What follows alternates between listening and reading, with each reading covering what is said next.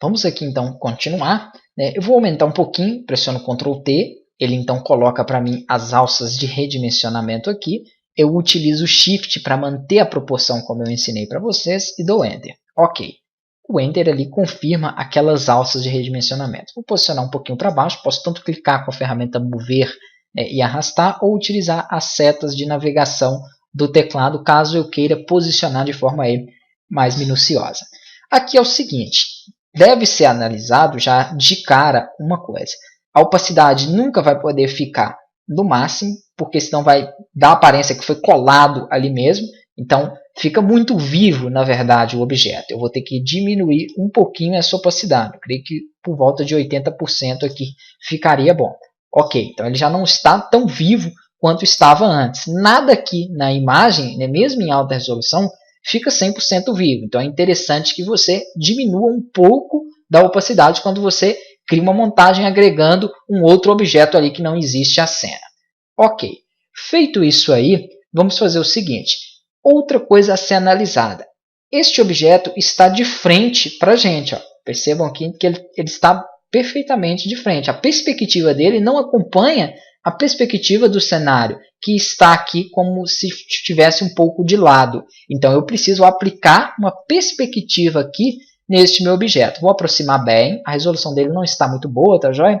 Mas isso aqui também não faz muita diferença. Vou aqui, com a camada dele selecionada, clicar na opção Editar, Transformação. Além da transformação livre, que é a de redimensionar, que nós utilizamos com Ctrl T, eu tenho aqui a opção de girar o meu objeto, de inclinar, distorcer, perspectiva e deformação.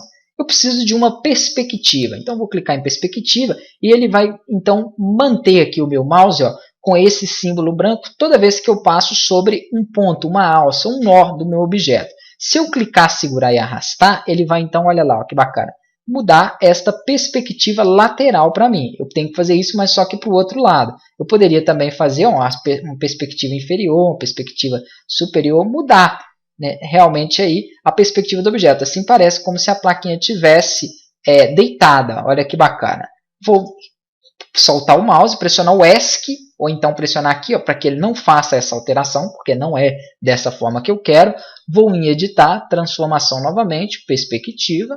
E aqui do lado eu vou aumentar um pouquinho, clicando nessa alça, segurando e arrastando para baixo. Posso até utilizar o Shift para não deixar ele distorcer errado. Creio que seria mais ou menos esse tanto aqui. Vamos afastar um pouco. Ó. Percebam que agora ele já dá uma impressão, né, com uma perspectiva lateral. Então ficou um pouco melhor. Eu creio que seja basicamente este valor ali mesmo.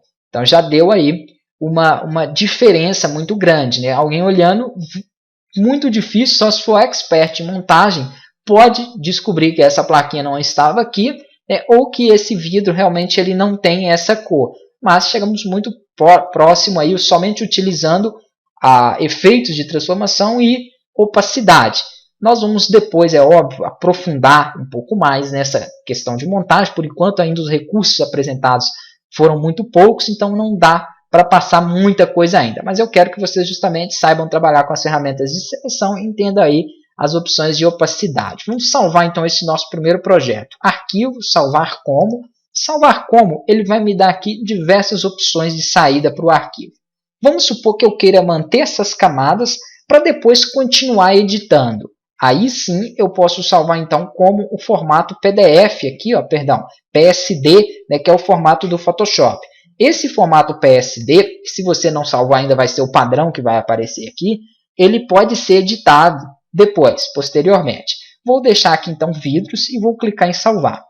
Dentro da pasta imagem ele mostra essas opções aqui, falando que eu só vou poder depois abrir ele com algum programa que tenha compatibilidade com esse tipo de arquivo PSD ou PSB.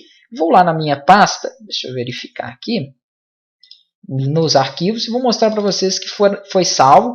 Aqui está o nosso arquivo vidros. Percebam o seguinte, ele mostra o tamanho dele, 19,5 MB. Se eu abro, ele vai abrir para mim no Photoshop com todas as camadas. Eu posso dar sequência na edição a partir daqui. Então é um arquivo que eu salvo para que se mantenha editável. Se eu quiser salvar como imagem, eu clico em arquivo, salvar como. Vamos aqui então alterar para JPEG. Perfeito. Ele mostra aqui todas as imagens JPEG que tem lá dentro. Vou deixar com o nome aqui de vidro editado e vou salvar. Ele vai mostrar uma janelinha da Zoya que sempre deixa a qualidade como 8 e aqui no tipo alta. Não precisem aí editar essas propriedades que o Photoshop vai buscar a melhor qualidade ali para a sua imagem. Temos aqui então a imagem vidros editada, vou dar um duplo clique sobre ela. Percebam aí então como fica, né, o nosso projeto na edição. Bem tranquilo, bem fácil, existem outras formas também de salvar os arquivos. Eu vou estar passando para vocês de acordo com os projetos criados.